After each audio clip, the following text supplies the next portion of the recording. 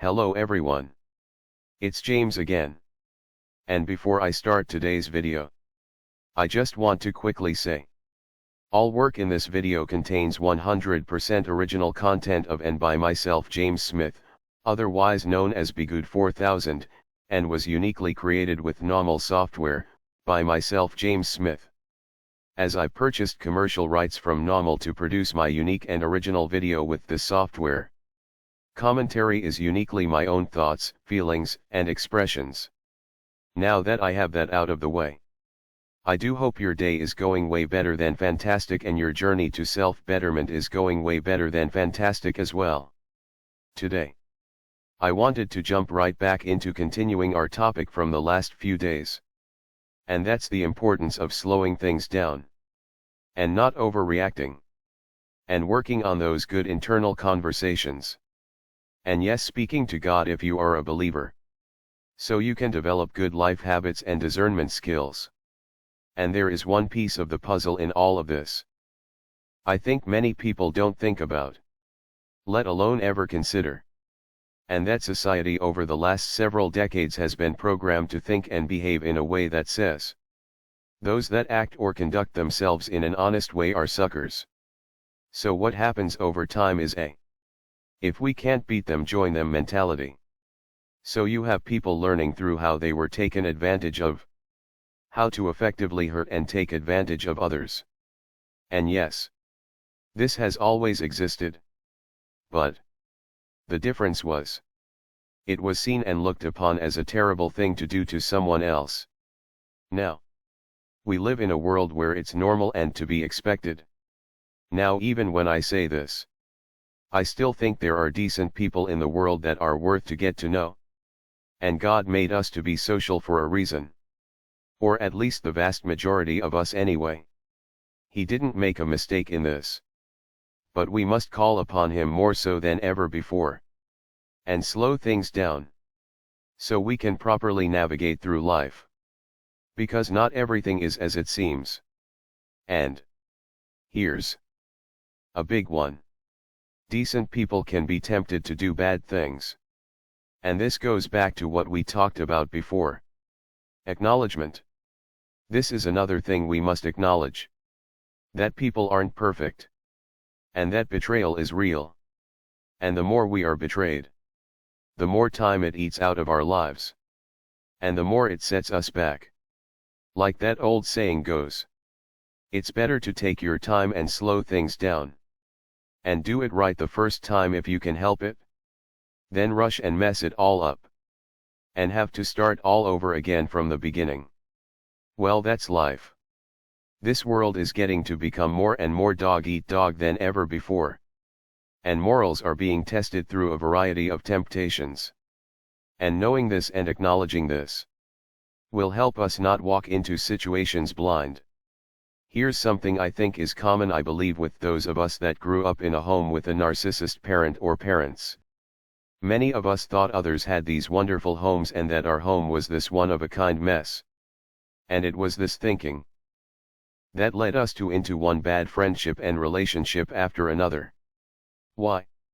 Because we thought that the ones that behaved and acted in this evil manner like our parent or parents were our parent or parents.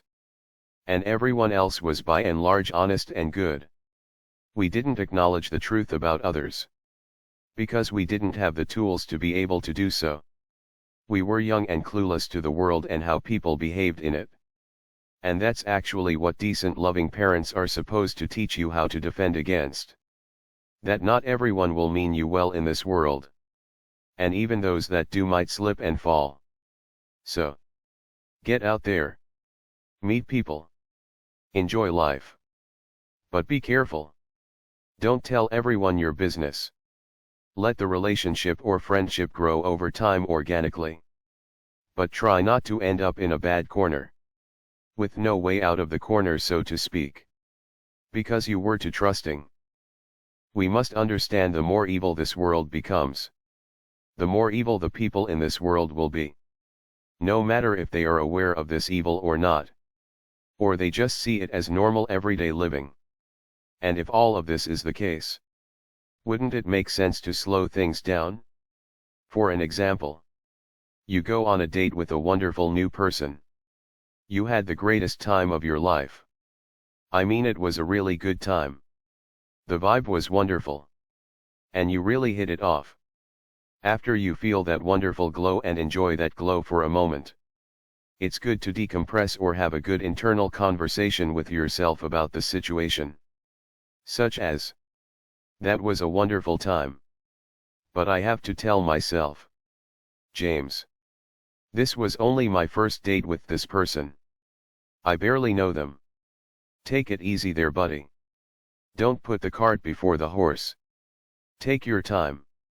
And let things play out organically. Yes. It was a great time. And it would be wonderful if this person really is who they are showing themselves to be. But only time will tell. Enjoy. Don't overshare. Get to know this person honestly yet carefully. And let's see what happens. And after the second date, do the same thing. Have another conversation with yourself on the way home. And try to watch out for self-delusional thinking. Such as making grand plans with someone you don't know very well. Pray to God for patience and wisdom. Ask Him to show you what you need to see. And protect you from things that are harmful. You see, the problem is, oftentimes many will go on such a date. They will have a great time. They will be on cloud 9. And they will feel that glow, so to speak. And they won't even know how important it is they come back down to earth. And they will remain in fantasy land. Which can be a dangerous place to be. Look. Feeling all fluffy and good is great. But we need to know when to temper that blissful state with the state of reason and understanding. Because here's the thing. Yes. Love bombing is real. Where a narcissist or another toxic person will literally, and I do mean literally, will get you addicted to them. Though this showering with attention, fake love, though appears to be real, gifts, time, and money. And hey, it feels good. Especially when you think that it's happening because they like you a lot. But here's the thing. Someone might do some wonderful things for you simply because it's a new relationship and they have you on their mind and they aren't a narcissist. Either way, you want a way to step off of that cloud. And put your feet firmly on the ground and understand that though everything feels great, your next life move should not be determined by the gift you just got from this person. Or the wonderful time you had on a trip with this person.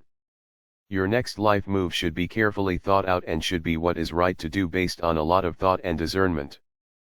You see, this goes back to how we were talking about the world stage.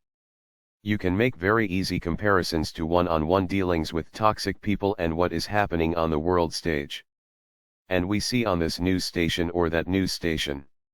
It seems a great many want to keep people whipped up in a state of constant emotional reactions.